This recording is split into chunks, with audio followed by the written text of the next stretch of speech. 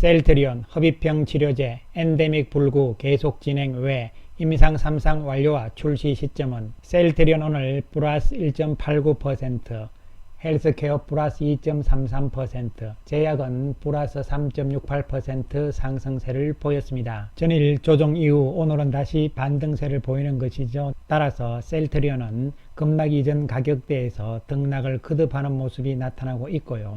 헬스케어 역시 직전 고점을 앞둔 시점에서 조정 양상이 나타나고 있는 등락 과정이죠. 제약은 어저께 상대적으로 많이 빠졌는데요. 오늘 다시 회복하는 모습이 연출이 됩니다. 세 종목 모두 현재 상황은 1차 반등 이후 숨고르기 형태의 기간 조정에 들어가 있다, 이러한 관점으로 평가를 할 수가 있겠습니다. 주천의 셀트리온 분석 시간입니다. 안녕하세요, 주천입니다. 어저께 장이 끝난 다음에 셀트리온 측에서 공시를 냈습니다. 흡입형 치료제에 대한 유럽 임상 3상 시험 계획이 승인됐다, 이런 내용이 되는 것이죠. 임상 시험에 대한 신청은 2022년 2월 24일 날 했는데요. 임상 3상을 시작하라 승인은 5월 27일 날 나온 것이죠. 루마니아 국립의약품의료기기청에서 승인이 나온 것이죠. 이것은 이제부터 임상 3상을 시작한다, 이러한 이야기가 될 수가 있는 것이죠. 임상시험 대상자는 2200명이 되는 것이고요. 셀트리온 측에서의 계획을 보시면요, 정맥 주사제보다 적은 용량으로 치료 효과를 보여줄 수 있기 때문에 비용 효율화를 기대할 수 있다, 이러한 이야기가 될 수가 있는 것이죠. 지금 이 바이러스 사태가 엔데믹 상황으로 가고 있잖아요. 그럼에도 불구하고 셀트리온 측에서는 흡입형 치료제를 계속적으로 개발을 진행을 하고 있는 것이잖아요. 그 이유에 대해서 한번 살펴보는데요. 그 전에 앞서서 지난번에 미국의 임상시험 사이트에서 올라온 내용들이 있잖아요. 흡입형 CTP63과 CTP66의 병력요법에 대한 안정성 및 효능평가라는 임상 3상 계획이 올라온 것이거든요. 이것은 최초에 제출한 날짜는 2월 4일이었잖아요. 그리고 4월 11일 날까지 마지막 업데이트가 되어 있으니까 이번 내용 5월 27일 날 승인이 났잖아요. 그 부분에 대한 업데이트가 되지 않았습니다. 하지만 지난번에 4월 11일 날 업데이트한 마지막 내용들을 우리가 살펴보면서 과연 임상이 언제 끝날 것인가, 이런 부분이잖아요. 일단 시장 예정일이 늦춰졌잖아요. 5월 27일 날 승인이 났으니까 6월부터 시작한다, 이렇게 봐야 되죠. 그렇다면은 그동안 미리 임상 대상자를 모집했다고 가정을 하는 것이죠. 이 당시보다는 2개월 정도 딜레이 된 것이니까요. 6월부터 시작한다고 보면은 1차 완료는 23년 1월이 되는 것이죠. 그리고 최종 완료는 23년 3월 정도가 된다, 이렇게 볼 수가 있는 것이죠. 물론 업데이트는 되지 않은 과거의 데이터이긴 합니다만요.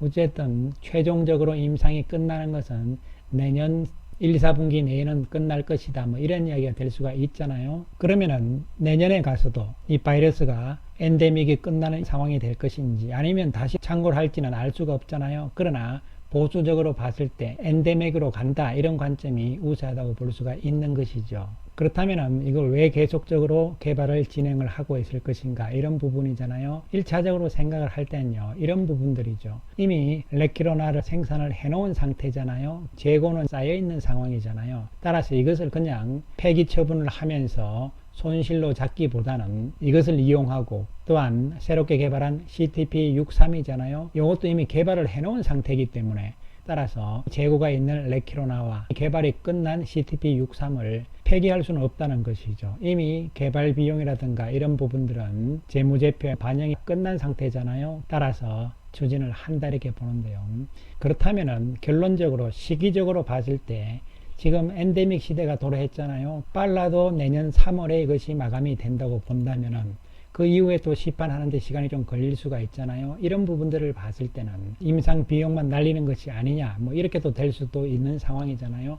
그런데 오늘 나온 자료를 보시면요, 자가면역 치료제가 다시 새로운 치료제로서 부각하고 있다, 이런 이야기잖아요. 특히 레미케이드, 인플릭시맙이잖아요. 미국의 국립보건원에서 연구를 했는데 좋은 결과가 나왔다는 것이죠. 그런데 이런 부분에 대해서도 이미 치명률이 점차 낮아지고 있죠. 그리고 중증 진행률 또한 극히 일부인 상황이잖아요. 그렇기 때문에 기업 매출에 긍정적인 요인으로 작용할 것은 극히 미미할 것이다, 이렇게 볼 수가 있는 것이죠. 왜냐하면 환자 수가 많이 줄어든 상태고 또한 자가면역 치료제 역시 경쟁자가 많은 상태잖아요. 그런데 흡입형 치료제의 경우에는 전 세계에서 현재 개발하고 있는 쪽은 셀트리온 하나밖에 없다, 이런 측면으로도 볼 수가 있는 것이죠. 이 엔데믹 시대는 뭐냐면요, 풍토병화 된다, 즉 쉽게 말씀드리면은 독감이나 감기처럼 된다, 이런 이야기가 되는 것이거든요. 그러면은 이것이 완전히 100% 사라지는 것이 아니잖아요. 감기라는 것이, 독감이라는 것이 100% 완전히 사라진 것이 아니잖아요. 그런 측면으로 봤을 때 결국은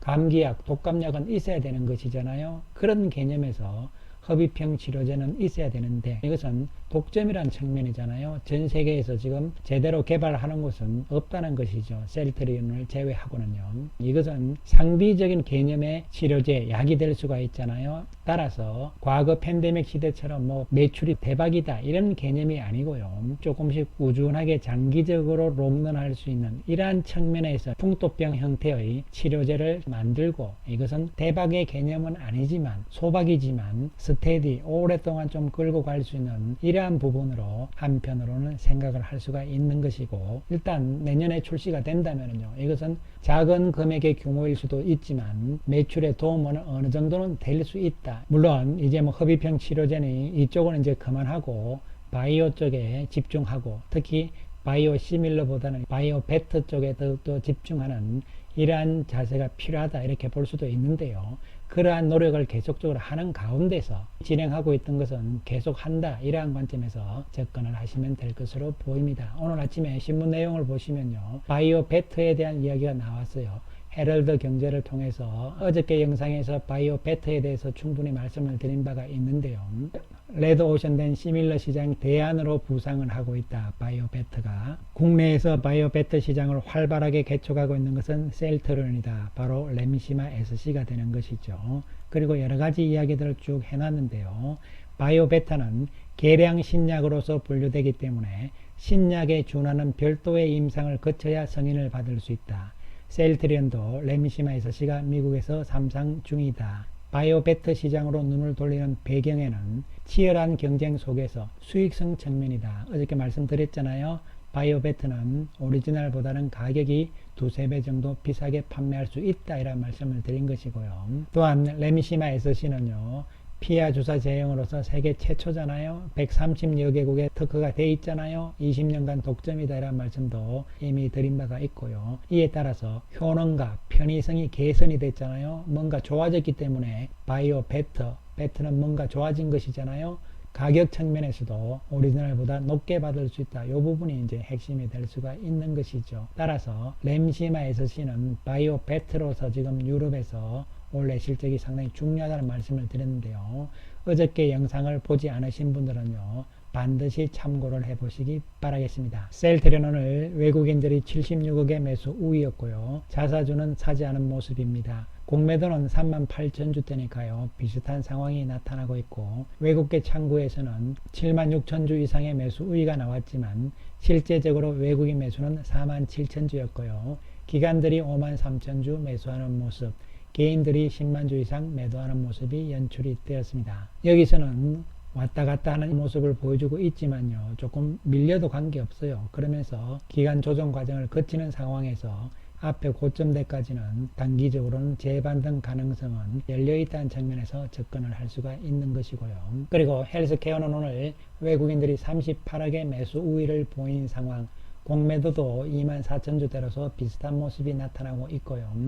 외국계 창구에서 12만 3천 주를 샀잖아요. JP모간은 계속적으로 단기 매매니까 특별한 의미가 없는데 UBS에서 오늘 조금 들어온 것은 의미가 약간 있지 않을까, 이렇게 판단이 내려지고요.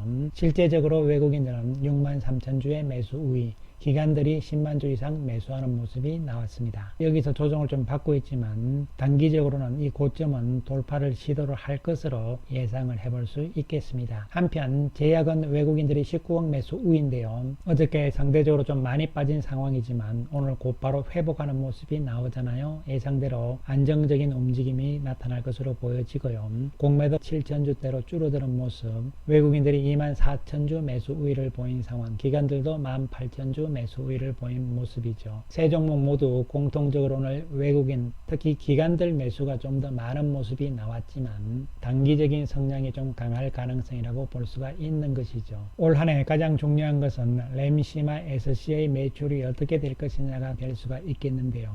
셀트리온에서 램시마 SC를 생산하는 것은 2020년 이후에는 하지 않고 있는 상황이잖아요. 재고가 그만큼 충분히 있다는 이야기가 되는 것이죠. 따라서 특히 올해부터 해서 이 재고를 어떻게 잘 팔아나갈 것인가, 이런 부분들이 중요한 상황이 되고 있는 것이고, KB증권에서는 생각보다 램시마 SC가 헬스케어 쪽에서 잘 팔아서 아마도 셀트리온이 3분기 내지는 4분기, 즉 하반기에는 램시마 SC를 재생산할 가능성이 있다, 이러한 전망도 나오긴 합니다만요. 그 부분은 상당히 중요한 부분이죠. 올해 내에 만약에 셀트리온에서 램시마 SC를 재생산을 하게 된다는 것은 그만큼 내년에 대한 기대감이 크다는 이야기가 될 수가 있는 것이기 때문에요. 램시마 SC는 이제 유럽에서 시작이잖아요. 그리고 내년까지도 유럽에서 올해보다 더 큰 성장이 나오게 된다면요, 그 이후 미국 시장에서도 신약으로서 인정을 받으면서 기대 이상의 실적이 나올 수도 있는 부분이거든요. 그렇기 때문에 셀트리온 그룹 전체적인 측면에서는 다른 바이오 시밀러 이런 것도 중요하지만 그것보다 더욱더 중요한 것은